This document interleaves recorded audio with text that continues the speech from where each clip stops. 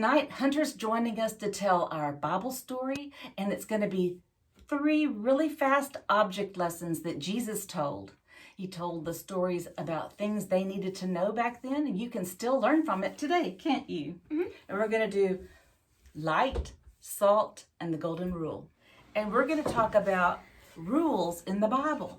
There's one special rule in Matthew that Jesus said, and it says, "Do unto others as you would have them do to you." And do you remember long ago, Hunter, when Moses went up on the mountain and got the rules from God? Yes. This little tiny thing we handed out back in the fall, and they're called the 10 Commandments. That's right. There were only 10. And one of them was, don't kill anybody. Why was that important? That would be sad if somebody got killed, wouldn't it? And honor your mama and daddy. All of those things were parts of this rule book. Well then, Hunter, after that, the 10 rules grew and grew. Look here, in the Bible, it all of a sudden got more and more picky in Exodus, and more picky. They had so many rules, not just keep the Sabbath. They had a rule that you could only walk so many steps on the Sabbath day. On the 7th day of the week, they had so many rules. They could only take a certain number of steps. And after that, if something fell in the ditch, if somebody or an animal fell in the ditch, too bad. Even when Jesus went to heal people, the people said, you shouldn't do it on the Sabbath day. I wonder, Hunter, why do you think it's called the golden rule? Why is it not called the black rule? Because it's as precious as gold. That's right. Don't you think this is precious? It used to be a rose, but Dado gave it to me, Mr. David gave it to me dipped in gold. And Hunter has always loved this. So does Jovi. Have you ever run a race before and gotten a gold medal that looked like this? It says VIP. Ooh, that's the shiniest, most special medal of all. And I think everybody wants a gold medal. Here's one for our boys that win the races, and this will be one for the girls that win the races. Can you think of anything else that we've talked about that was gold? I do. I remember what this was long ago. We talked about the wise men bringing a gift of gold to baby Jesus. Do you think that would be special? You could use the gold like money back then, and it probably helped him to have a nice childhood, be able to move. Okay, let's think of anything else that you can think of that's gold that's special. What about this? Have you ever been Easter egg hunting and gotten the golden egg? What do we call that egg? Is that the prize egg? Uh-huh. Yes. And when you open it up, it sometimes has money in it. Or what else? Open it and let's see. Candy. Gold candy. Do you like gold candy? Uh-huh. Look at this. You can eat that. A gold heart was in the golden egg. And on Easter, do you have golden eggs at your house? Uh-huh. Mama Dean does at her egg hunt. And we like to find the golden egg. All of the most special things around are gold. Here's another type of trophy that you might see. We've done a lot of things that are gold. God said, now that you have the 10 commandments and you've taken them to 600 rules and you're thinking more about the rule than about me, he said, I'm going to do away with all that. And all you have to really pay attention to is loving God and loving your neighbor. Mm-hmm. What's a way you can show love to your neighbor? Do you know? You can share your toys. That's right. Being loving to your brothers and sisters is sometimes hard, isn't it? You don't have to scratch them. Even when 3-year-olds feel like they want to hit and scratch, they know not to. The Bible says, treat others like you want them to treat you. And love God the most. That's the most important thing. Hunter and I were going to the pool the other week, and we saw so many rules at the pool. Have you ever thought about what makes rules so important at the pool? Well, if you're running and you slip, you could get really hurt. That's right. So it keeps you safe. That's true. And what are some other rules that you've come across at the swimming pool? No diving in the shallow end. You could hit your head on the bottom of the pool if you did that. That's a big important one. We don't want to dive into the shallow end. We want to keep the rules at the pool, don't we? Rules are important for our safety. And Tonight I have these slat bracelets. You want to try this? Let's see if we can do these. These look like rulers, don't they? Like we measure things. We're going to see if they work. It works. Maybe that'll serve as a good reminder for us to keep the golden rule and to always think of others first. We're going to sing a golden rule song that we hope you enjoy singing along with us. We're going to sing each phrase twice. Ready, go. Do unto others as you would have them do to you. Do unto others as you would have them do to you. This is the golden rule. This is the golden rule. Good. Y'all caught that really quickly. Hunter and I are going to read this story to you. When a friend is hurting, don't just watch them cry. Help them to feel better in everything you try. Do to others what you would have them do to you. When a friend needs help, think of what to do. Be a friend and help them. They do the same for you. Look, he's helping him climb up those rocks. Do to others what you would have them do to you. Good job. When it's time to play, see them on the swing set? Be gentle and be kind. Share the toys and take turns. And don't leave a friend behind. Do to others what you would have them do to you. Good. That was a good reminder. Thank you, Hunter. Hunter's going to read us a story in a little bit. And she's got a necklace to show you first. What does that necklace have inside of it? It's a locket. Got two little papers inside. It says, do to others what you would have them do to you. It's a little locket that opens up.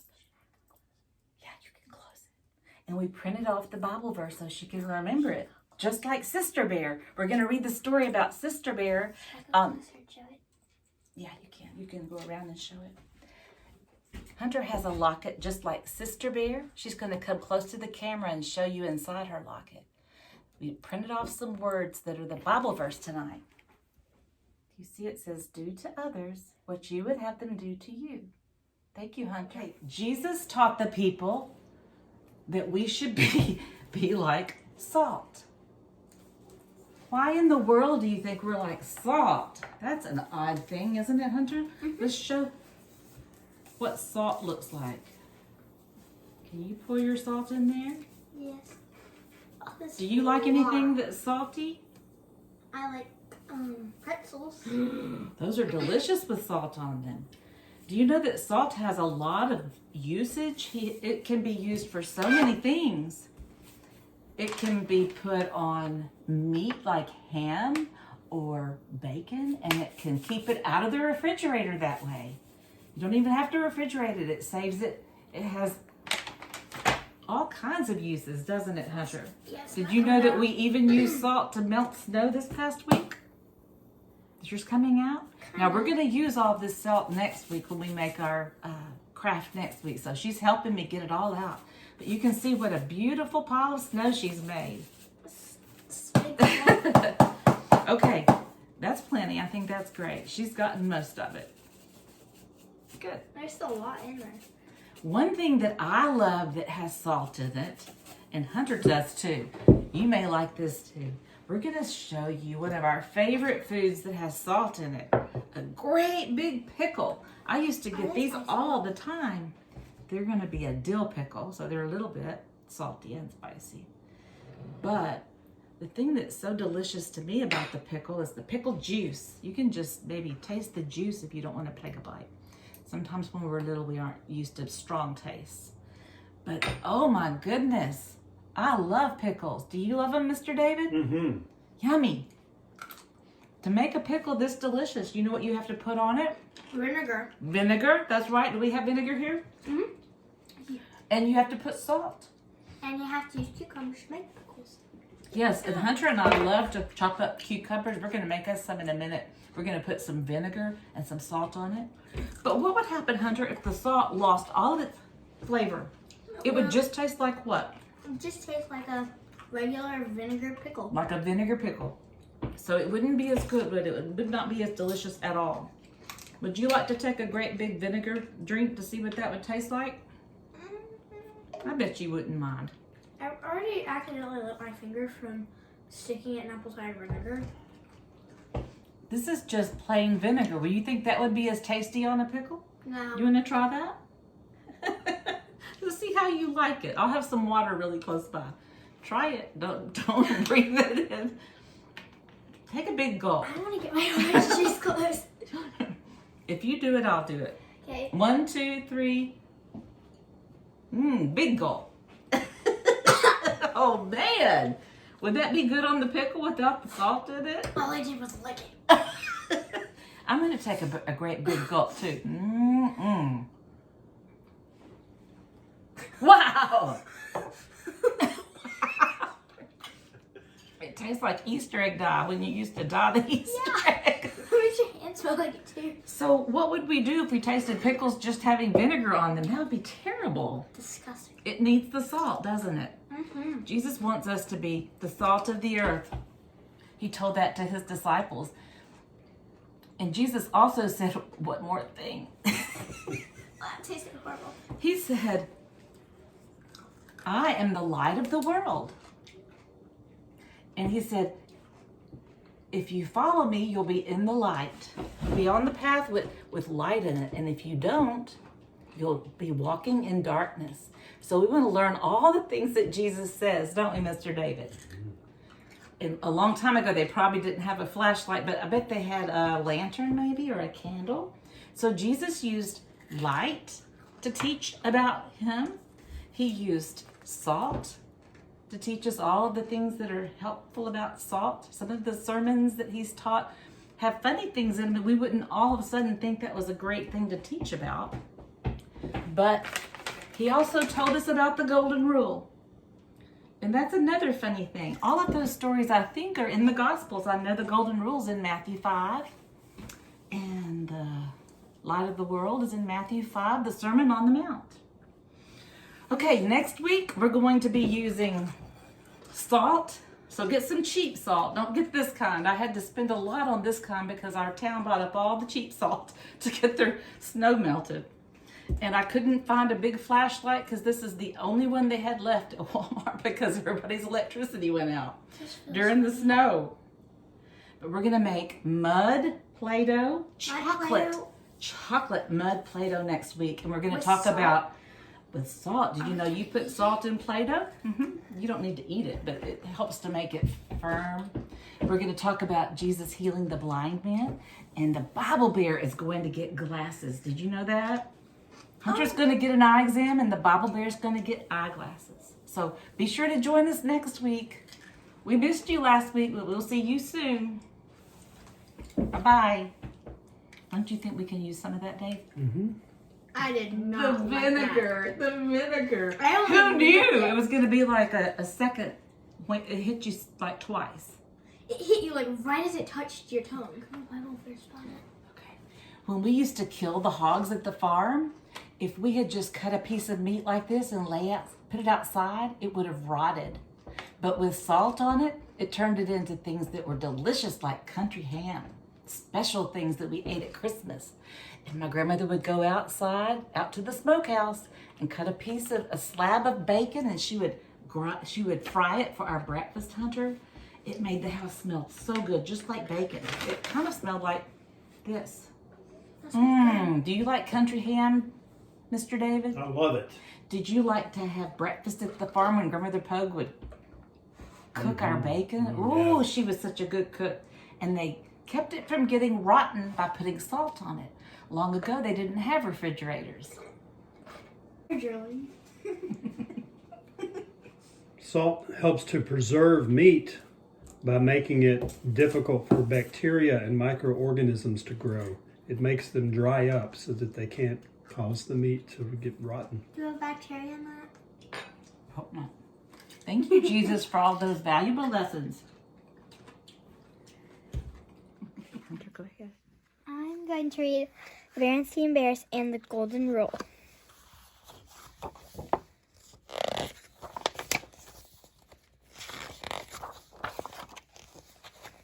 When Sister Bear received a beautiful golden locket for her birthday, she was surprised and pleased.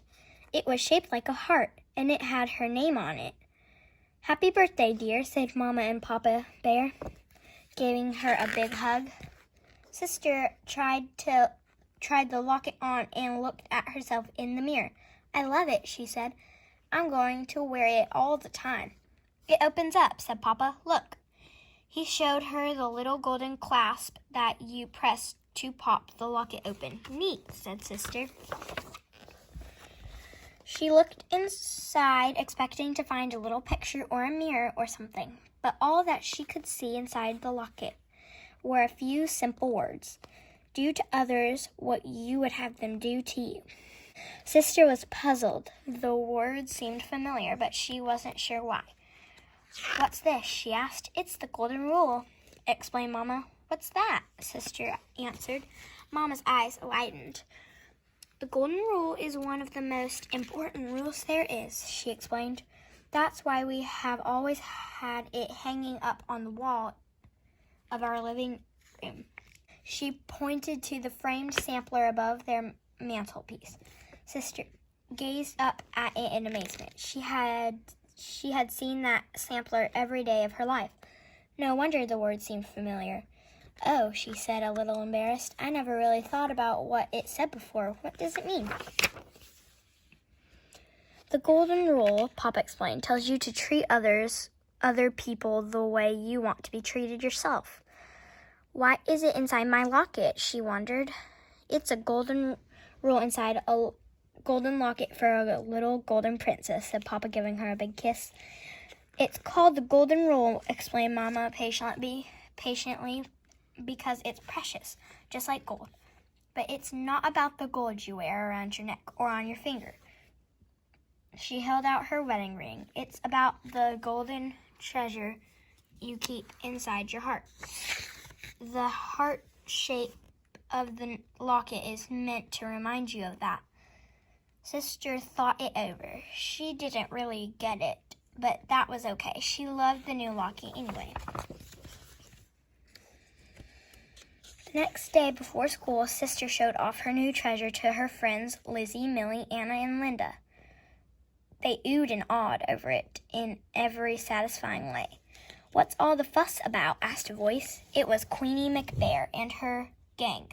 Queenie was older than Sister and a little snooty. When Queenie first came to the neighborhood, she and Sister did not get along at all.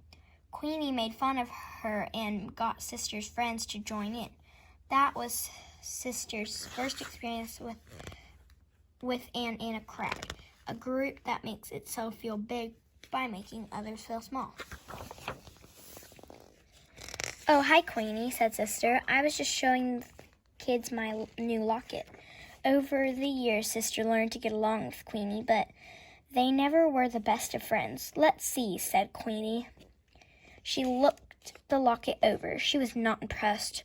She herself wore big hoop earrings and lots of beads and chains.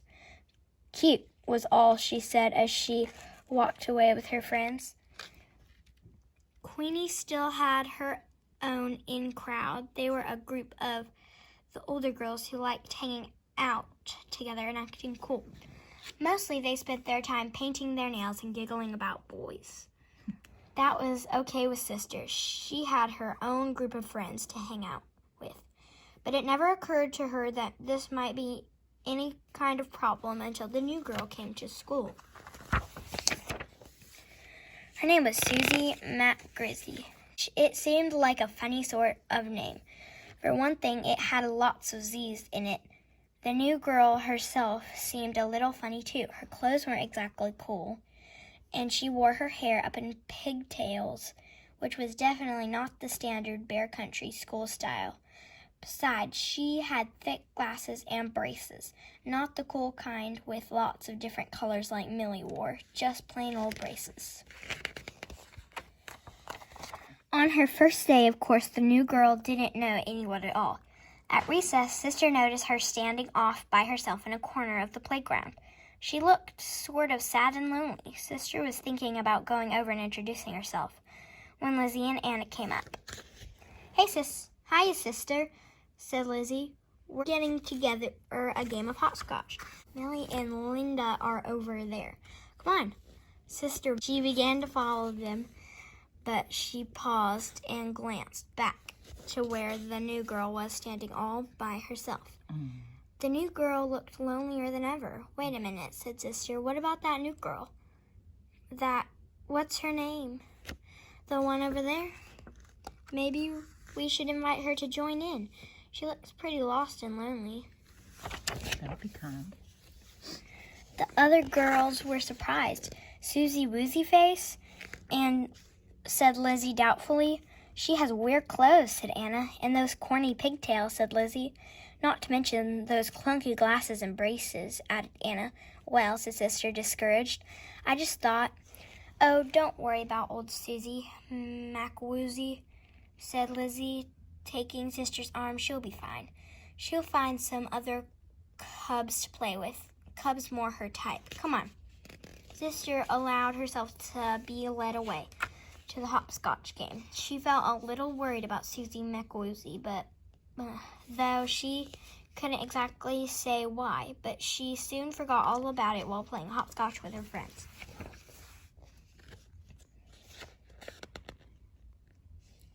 Later, when school let out, Sister got in line for her school bus. She noticed that the girl was standing right in front of her. She was going to say hi, but then Lizzie came up behind her and they started talking. They went on talking as they got on the bus. Susie McGrizzy sat right behind them. Sister and Lizzie went right on talking together, Sister playing with her new locket as she talked, twirling it around and around in the air. When the bus came to her stop, Sister gathered up her things to get off, but she felt a tug at her arm. It was Susie McGrizzy. She was holding something out to Sister. Here, she said shyly. You dropped this. It's Sister's new locket. Gee, said Sister, thanks. It was all she could think to say. Sister climbed off the bus and watched as it pulled away. She could see Susie looking back at her from the window. Sister hung her locket back around her neck. What if Susie hadn't noticed her drop it? It might have been gone for good. Mama was waiting for Sister as she climbed the front steps. How was school today, dear? Asked Mama. Okay, I guess, sighed Sister, dumping her school bag on the armchair in the living room. She glanced up at the framed sampler of the golden rule over the mantel. Somehow the golden locket hanging around her neck felt heavier than ever.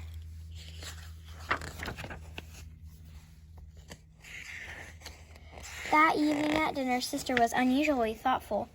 She picked out her lima beans and stared off into space. A penny for your thoughts, said Papa as he fed Honey Bear. Huh? Said Sister, looking up. Oh, I was just thinking about that golden rule inside my locket, she explained. I don't really get it. What's it supposed to mean? Well, began Mama. Let me give you an example. Do you remember that trouble you had when Queenie first moved to town? Sister perked up and paid attention. She remembered it all too well. Do you remember how Queenie started an in crowd but kept you out and made fun of your clothes and hair, Bo? Mama asked. Do you remember how badly you felt? Boy, did she ever. Sister started to feel hurt just thinking about it. Her lower lip began to quiver and a tear came down her eye. All the golden rule is saying, Papa continued, is that you shouldn't turn around and do that same sort of thing to someone else. He paused to scrape some mashed potatoes off Honey's chin. You should always treat other people the way you would like to be treated yourself. But I would never do anything like that, said Sister. Besides, I don't have an in crowd. Oh, no?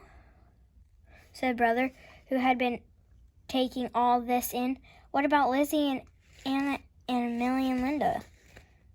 You play with them all the time, but I never see you asking anyone else to join in. That's different, protested Sister angrily. I'm just playing with my friends. We're not trying to keep anybody out.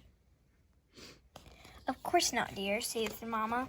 I'm sure you and your friends would never dream of keeping other cubs out of your group. Sister Bear grew very quiet.